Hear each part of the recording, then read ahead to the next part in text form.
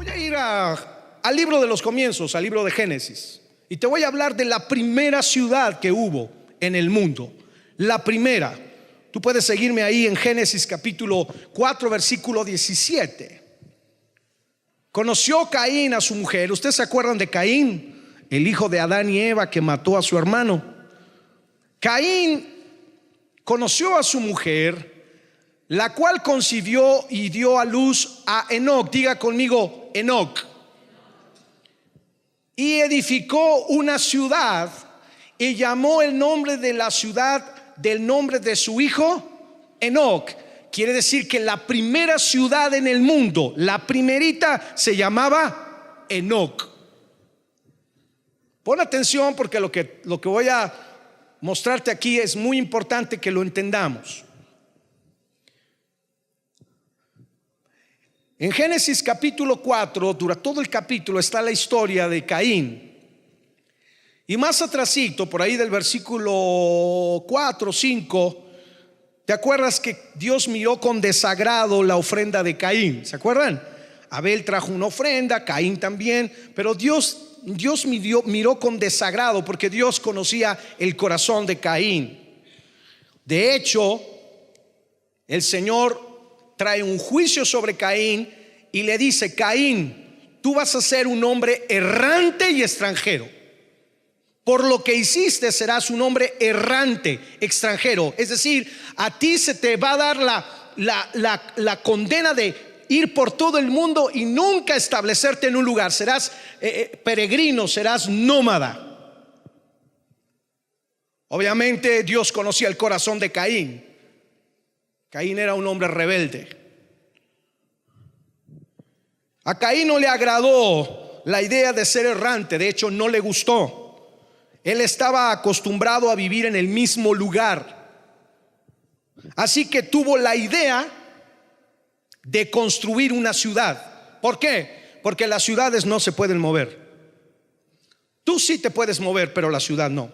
Tú te puedes mover de Querétaro, pero Querétaro siempre va a estar aquí.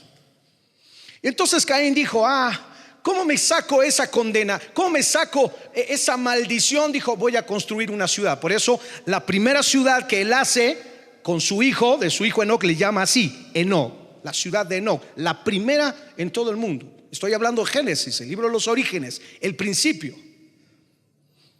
Así nace la primera ciudad. Pero como verán, nace la primera ciudad a causa de una rebelión en el corazón de Caín.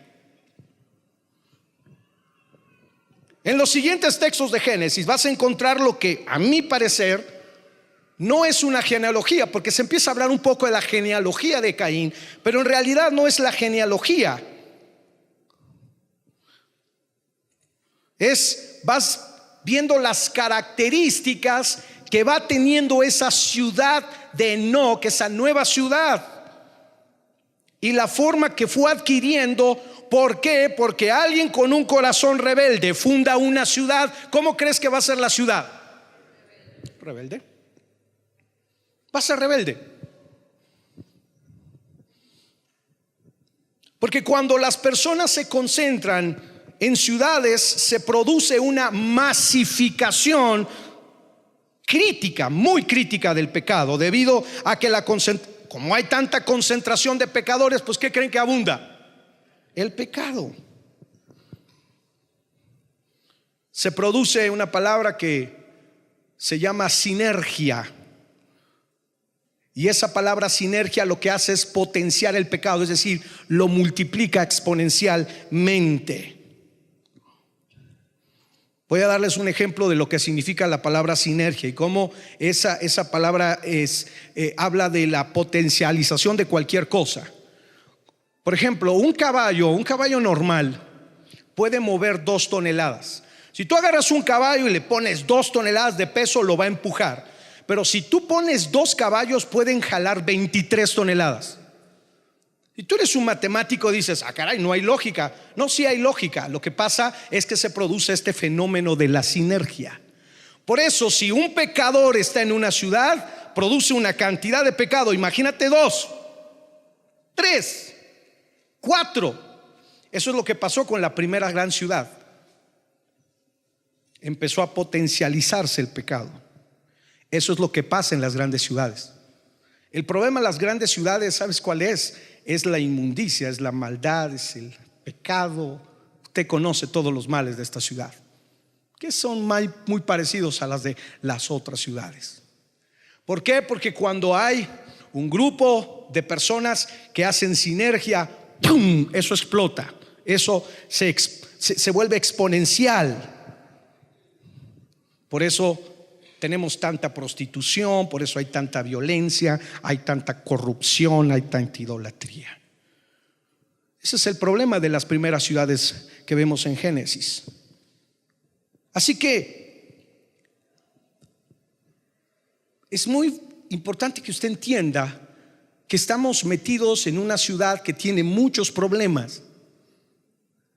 Y eso que estamos catalogados como una de las mejores ciudades del país. Ahora imagínese, yo le puedo platicar de otras ciudades que es terrible, terrible. Uno de los pecados más grandes que están sufriendo estas nuevas grandes ciudades es el de la inmoralidad. De hecho, comienza a suceder en estas primeras ciudades que fundó Caín. Ahí en el capítulo 4, en el versículo 19, cuando Lamec se casó, dice, no, perdón, capítulo 4, versículo 19. Lamec se casó con dos mujeres. La primera se llamaba Ada y la segunda, ¿cómo? Sila. Este Lamec era hijo de Enoc. Es el primer bígamo que hay en la historia. ¿Se casó con cuántas? Por cierto, este es un comportamiento en contra de los principios de Dios. Aquí comienza todo este desastre de la inmoralidad. ¿Qué le puedo decir? Ciudades como Las Vegas. ¿Cuántos han escuchado Las Vegas? Ciudad del pecado. De hecho le dicen así, la ciudad del pecado.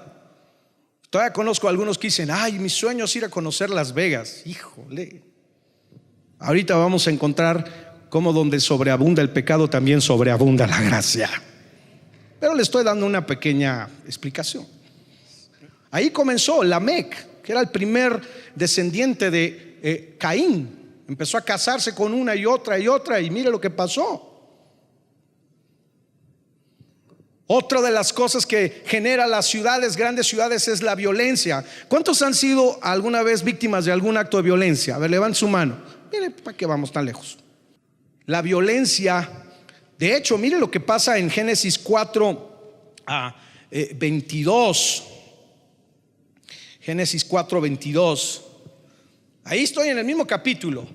La otra esposa de Lamec, Sila, dio a luz un hijo llamado como Tubat Caín, es decir, era el junior. Ahí nacieron los juniors.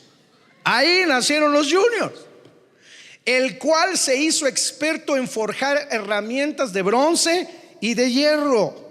Claro, con el desarrollo de esta habilidad de saber manejar el metal, el hierro, nació la fabricación de las armas. Y como resultado, ¿qué pasa cuando hay armas? Hay violencia. Hoy los principales problemas de las grandes urbes son precisamente los secuestros, los asesinatos, la violencia en todas las expresiones que usted se pueda imaginar. Mira lo que dice Génesis 4, 23 al 24. Dice, Ada y Sila, escúchenme. Este es como él escribe como una canción y dice, mujeres de Lamec, oigan lo que tengo que decir. Mataré al hombre que me hiera y al niño que me lastime. Y mira lo que dice el 24. Si por matar a Caín 7 perderían la vida, por matar a Lamec la perderían, ¿cuánto? 77. ¿Ves la exponencialización de la violencia? Si a mi papá lo mata alguien, por él 7 voy a matar. Pero si me matan a mí, voy a matar a 77. Y eso es algo que heredamos las ciudades. Eso es algo que heredó las grandes urbes. Hay una degeneración de los valores. Impresionante. Otro de los grandes problemas que tiene, por ejemplo, las grandes ciudades es que transforman las cosas que pueden ser admirables, hermosas, bellas, en instrumentos que son del desagrado de Dios. Mientras, la iglesia, como si no pasara nada, guardamos silencio. Por eso pienso que la iglesia tiene que cambiar su mentalidad y su forma de hacer las cosas. Por eso hay que empezar a usar hay que empezar a usar el arte, ¿me escuchan? El arte, ¿para qué? Para llegar al mundo, porque el mundo lo ha distorsionado. Debemos de servir en las áreas de salud, de comercio, involucrarnos en la educación. Si usted quiere que nosotros nos convirtamos en una iglesia influyente dentro de la comunidad, tenemos que empezar a cambiar nuestros paradigmas. ¿Por qué? Porque si la iglesia no impacta a la ciudad, escucha, la ciudad va a impactar a la iglesia. Por eso debes de trabajar en tu vecindario con humildad, siempre testifica un buen testimonio, siempre acompañado de la atmósfera del cielo que está a tu lado. Comparte con tus vecinos, con tus compañeros de la escuela, de trabajo. Es hora de anunciar a Cristo. Escucha, el mandato es id.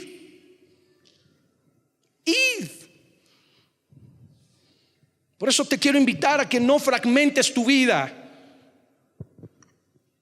¿Qué significa esto? Algunos creyentes dicen: bueno, de mañana yo trabajo, en la tarde soy estudiante y el domingo soy cristiano. Mira, si tú vives de esta manera, ninguna relación entre nuestra fe y nuestras actividades seculares va a ser congruente. No separes tu vida en dos esferas. En tu trabajo puedes testificar, en tu empresa puedes testificar. A veces pienso que cuando tenemos esta actitud de separar nuestra vida, bueno, esta es mi vida, aquí no hago nada por Dios. El domingo pues si voy, bueno, y eso si no se te atraviesa el maratón, porque algunos dijeron: no, como hay maratón entonces no voy. Ya me doy cuenta porque está la ciudad como está. En otras palabras, somos cristianos adentro, pero afuera no. Si la ciudad, hermano, fomenta el individualismo, la iglesia debe de fomentar la vida en comunidad. Si la sociedad o la ciudad fomenta la indiferencia, la iglesia va a fomentar la compasión y la misericordia. Si la ciudad fomenta el pecado, la iglesia promueve la gracia del evangelio de Jesucristo. Es hora de movernos hacia afuera, mi hermano. Por favor, ayúdame a predicarle al de al lado. Tú también eres predicador. Dile: es hora de movernos. Muévelo así en el hombro. Dile: es hora de movernos así, hacia afuera ya.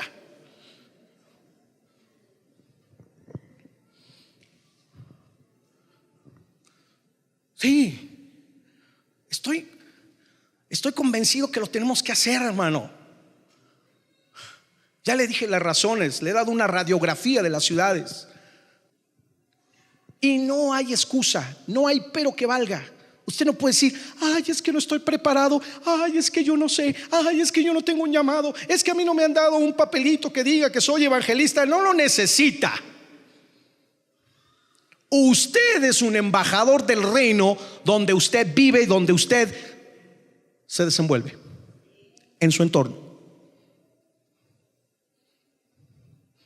¿Cuántas personas trajeron en el 2015 a una persona a Cristo? No levanten la mano porque les va a caer un rayo.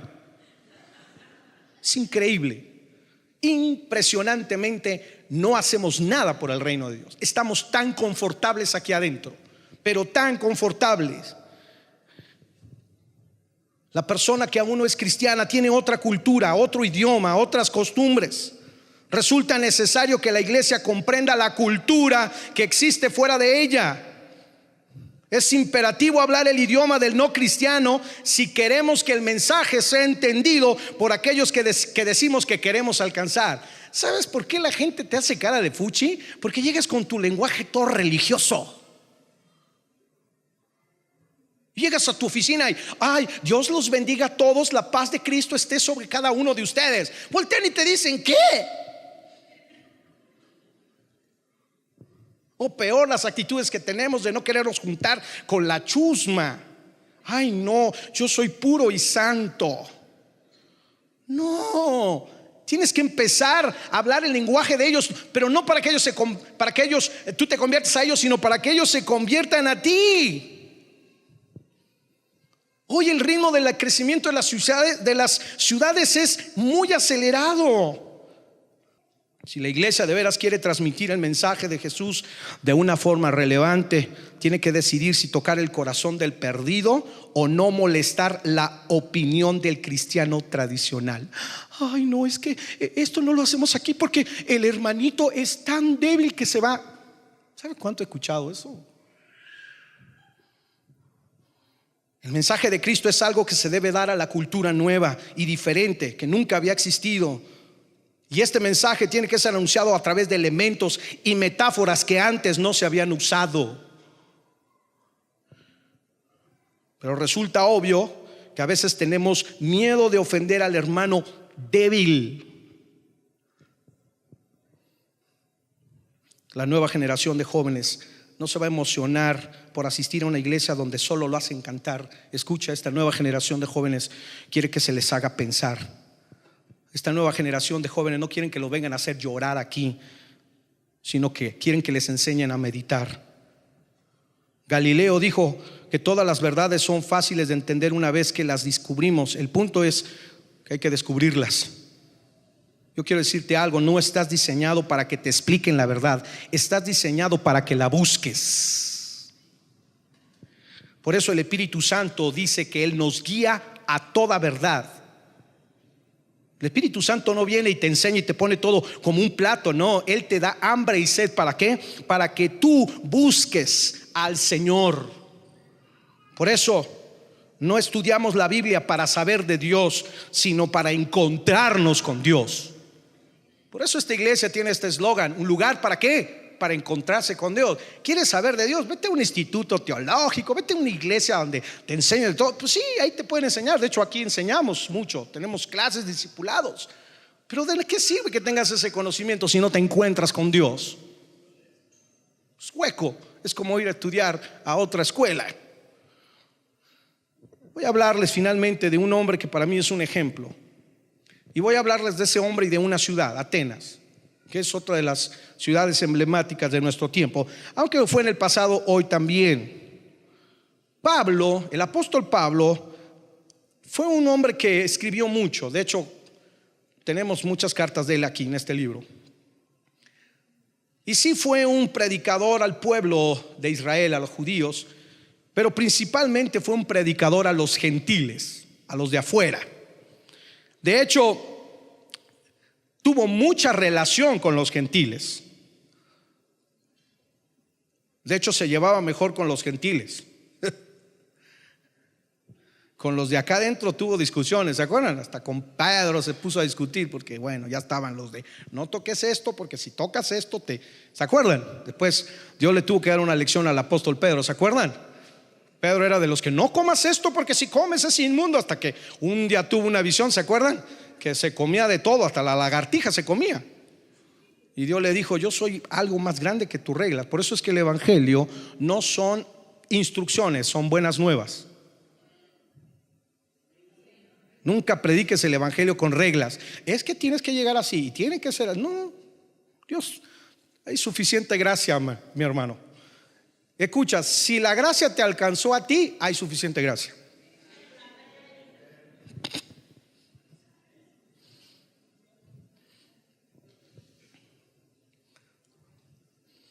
Fue un hombre que rompió los paradigmas de la iglesia. Y un día el Señor lo manda a esta iglesia, un día el Señor lo manda a esta ciudad, Atenas. ¿Saben cómo era Atenas? Era la ciudad del pecado. Hombre. Esa foto que ven a ustedes allí es el famoso Partenón, el famoso templo a esta diosa. Si tú vas a Atenas te vas a encontrar templos por todos lados. Bueno, algo parecido aquí en México, ¿verdad? Hay uno en cada esquina. Necesitamos a cristianos en el mundo, en todas las esferas.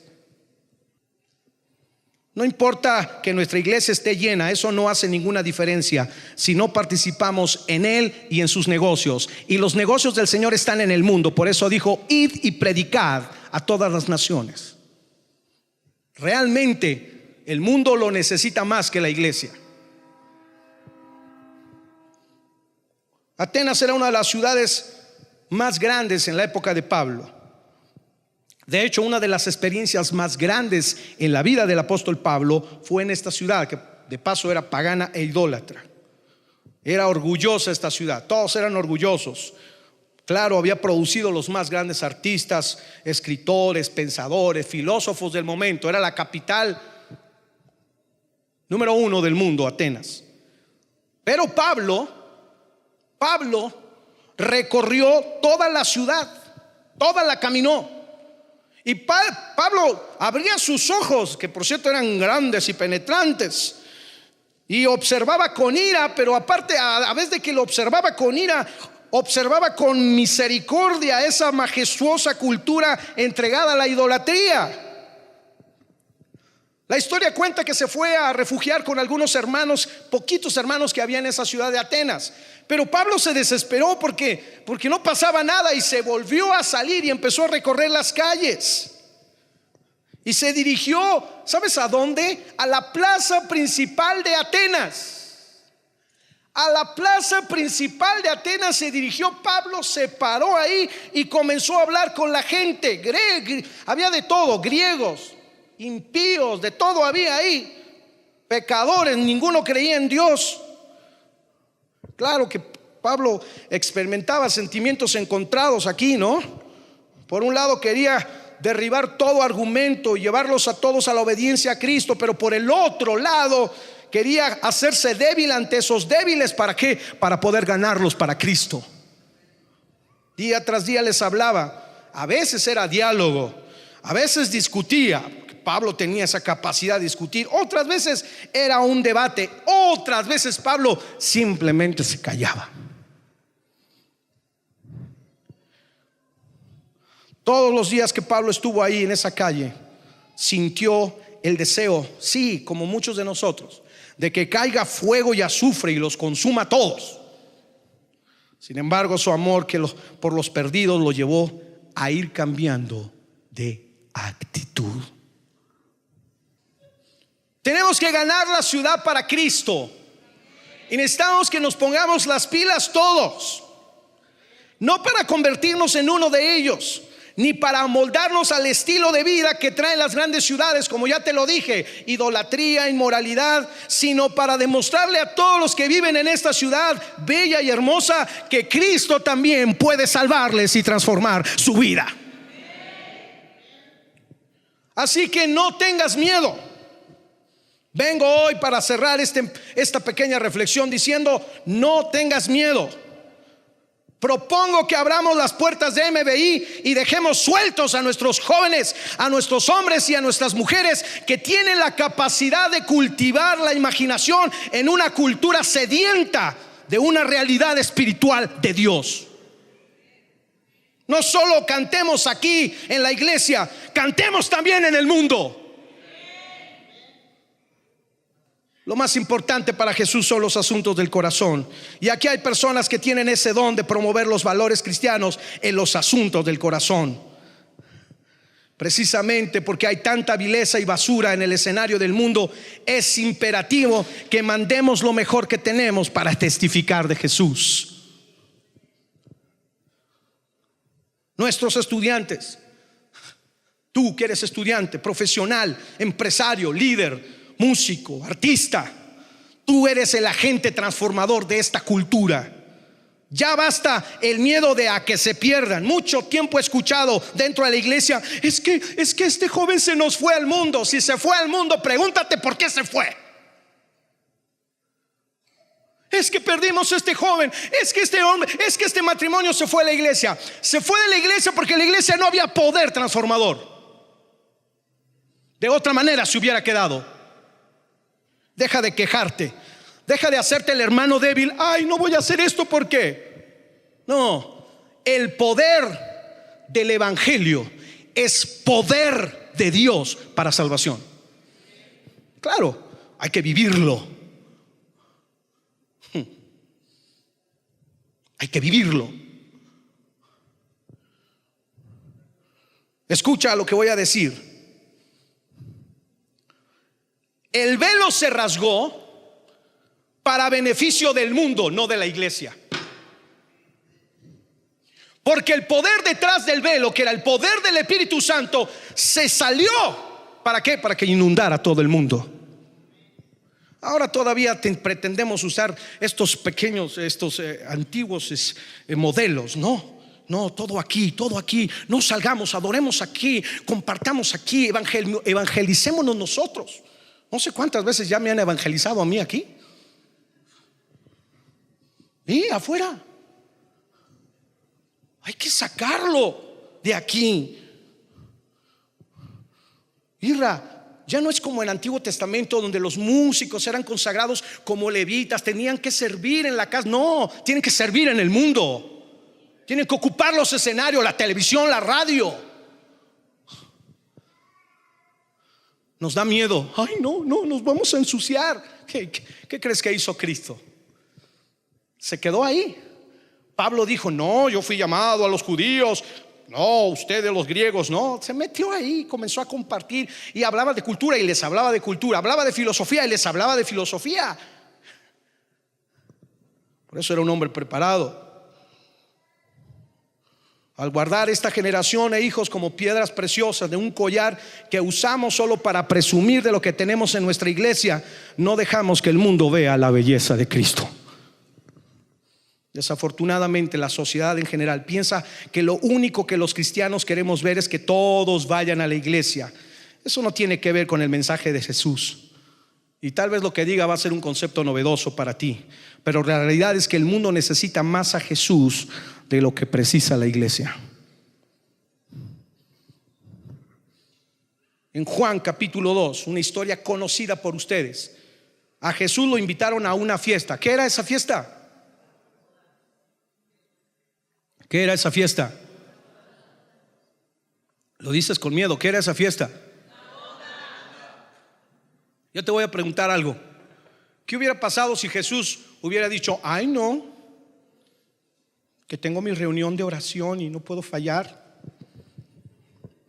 me tengo que encontrar con mis hermanos, mis discípulos? ¿Qué hizo Jesús? Aceptó la invitación. ¿Y qué hizo Jesús? Si Jesús no hubiera ido, la fiesta se hubiera muerto. Claro, ahí Jesús hizo un milagro. Ahora, escucha, no estoy hablándote de que te conviertas a ellos, estoy hablando de que ellos se conviertan a ti. Pero ¿cómo pretendes aquí, Señor, que el mundo se convierta a ti? Y hace meses que no, ni siquiera a las 4 casas que están alrededor de tu casa les compartes de Cristo.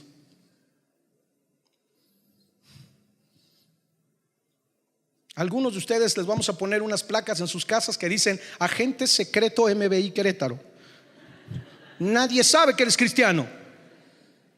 O por tu manera de vivir, algunos dicen: este no es cristiano.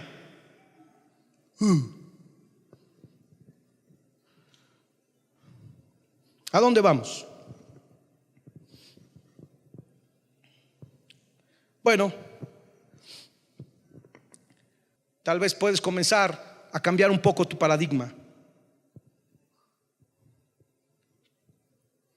Involúcrate, participa, apoya, crea, arriésgate, comprométete. Comienza a predicar a Jesús con tu vida y con tu boca. Háblale a tu vecina, a tu vecino, a tu compañero de trabajo, a tu compañero de escuela, de universidad. Abre una célula en tu casa. Búscate una célula donde congregarte. Invita a alguien. Invierte en el reino de Dios. Ya te di la radiografía de la ciudad. Ahora te he dado el remedio. El remedio se llama Jesucristo.